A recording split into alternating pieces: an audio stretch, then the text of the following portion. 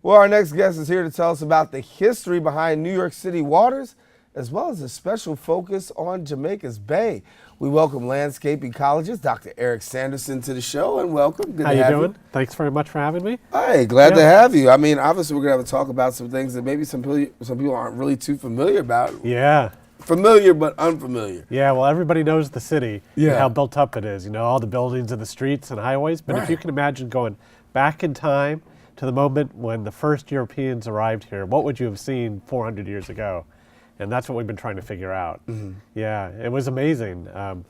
There's forest everywhere. You know, our city is a city in a forest, and it was full of streams. Manhattan, like you can see here, Manhattan had 66 miles of streams originally, hundreds of miles of streams across the city. And of course, we're a coastal place too, so it's not just about the water coming down, you know, out of the sky and on the land and in the streams, but also the way we interact with the sea level and the way the sea level has changed. Right. Yeah. I used to live by the George Washington Bridge right over there, so I had the opportunity to really look at the Hudson all the time and think about how historic that is, and really, you know, how much of a story there is there in just having that Hudson River. Yeah, I mean, you have to remember that, you know, this is a glaciated landscape. 20,000 years ago, there was 1,000 feet of ice on top of where we are right now, and it carved the rock away.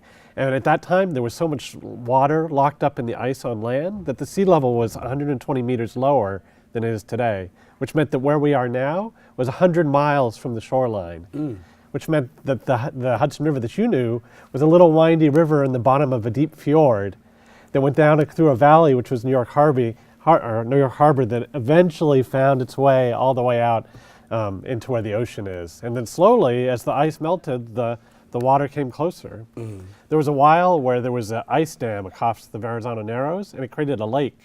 It's called Glacial Lake Albany in the literature, and it extended from here all the way up to Albany. And Manhattan and this part of the Bronx was covered by, you know, 400 or 500 feet of water.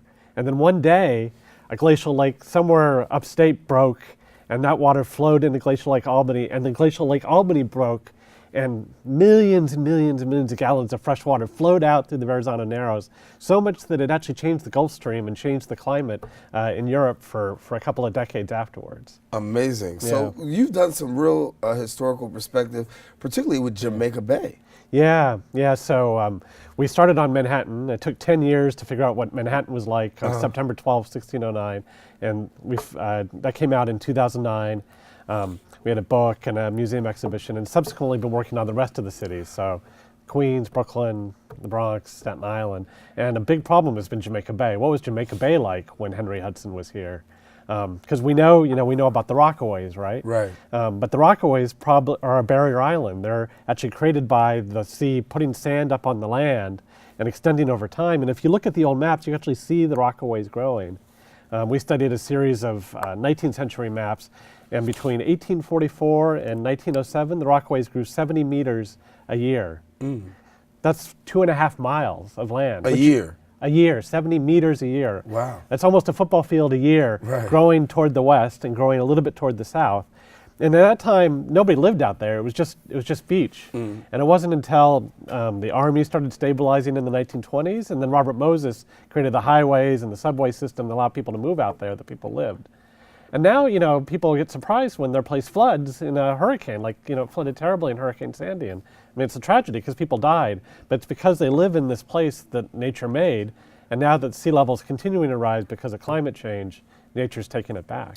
Yeah, talk to us about climate change, and how do you see that affecting the waterways here? Yeah, well, so you see, you know, like I said, 20,000 years ago, the water was 120 meters down, and then it rose until it sort of stabilized 2,000 years ago. And then it was more or less stable. It was growing the sea level was coming up about 9/10 a foot per 100 years until the last 100 years. And then it's been going like this. And the expectations are over the next 100 years that the city will add anywhere between 36 and 72 inches of sea level. Wow. 3 feet to 6 feet of sea level on top of where it is. And that's just the average sea level. When you get a storm surge, that's 9, 12, 15 feet above that, which is why the city has a big problem. You know, we live in places that we filled in marshes, and we did it 200 years ago, and then we built buildings about it, and we forgot about it. Right. But now the sea is coming back, and it's reasserting itself. And that is one of the huge problems that the city has, is figuring out what to do about that. Do we learn to live with nature and actually give some of the land back? Or do we try and fight it off and build walls and big surge barriers and so forth and try and keep it back? New York has always been that invincible city. We felt like it was, we've always been invincible, and we've always been able to handle whatever comes until Sandy. And Sandy really showed us about how vulnerable we are. Given the fact that what you're talking about, does this increase our vulnerability? Yes. Yeah, for people to live in the flood zone, they're in a much more dangerous place than they were before. But I think, what I would say about New York City is a dynamic place. It's a place that knows how to change, and it's a place of leadership. This is where ideas are created that then spread all over the world. And so if New York City decides to use the science that we have, use the information that we have, and use the history that we have, we can actually be a leader in helping the whole world adapt to climate change. What's the message that you've been, or I should say the feedback that you've been getting since sharing the message? Well, people love this stuff, There's something great about New Yorkers who love every fact about every block. Yeah, I need you to sit with my sister. She really loves this stuff. Yeah. And, we've created a website where you can click on any block in Manhattan. Over the next year, we'll be expanding it over the rest of the city and get a list of all the plants and animals that used to live in that block 400 years ago. How far it was to the nearest stream, what its elevation was, what the Native Americans were doing there. And this is a way of helping people in the city connect to their nature, because if urban people care about nature, then we can actually have nature going forward. How do you find this out now?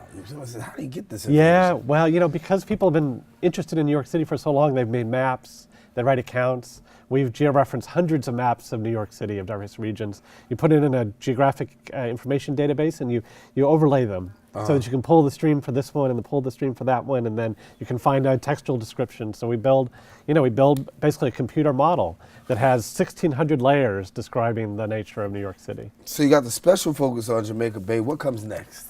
Well, so we're going to write a book about the whole city. We're going to create this new website, and we have a new platform called Vision Maker.NYC that allows you to zoom to any neighborhood, in any block in New York City, and design what you would like to see for your city in the future, and then share it with everybody else. Wow. Yeah. So for people who want more information, what do they do? So I'm giving a talk Friday night at Hunter College. It's free, and everybody's welcome. And I think you have the information. Yeah, there it is right there. I mean, you can take a look. It's Friday, December 9th at 7 p.m.